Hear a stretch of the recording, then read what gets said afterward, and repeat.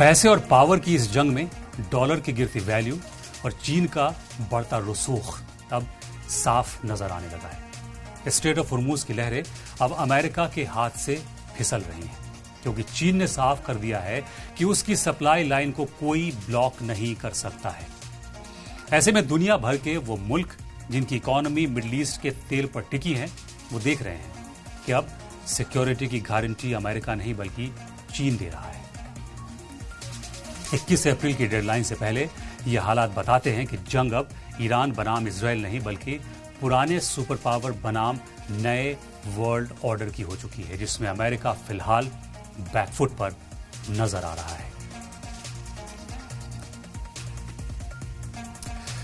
तो क्या मान लिया जाए कि 47 साल पुराना अमेरिका का दबदबा अब स्ट्रेट ऑफ हॉर्मूज की लहरों में डूब रहा है?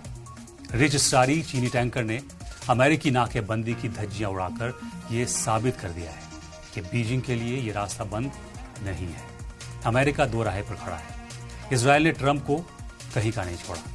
अब दुनिया की नजरें इसी बात पर टिकी हैं कि क्या डिप्लोमेसी का कोई मौजज़ा यानी कोई चमत्कार होगा।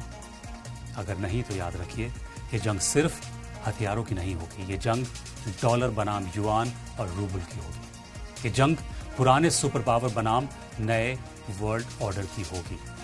हालांकि जंग कभी भी सही साबित नहीं होती है आलम इंसानियत के लिए। ये जंग टल ही जाए तो बेहतर है। जंग से पहले मुस्तकिल हल निकल आए तो बेहतर है।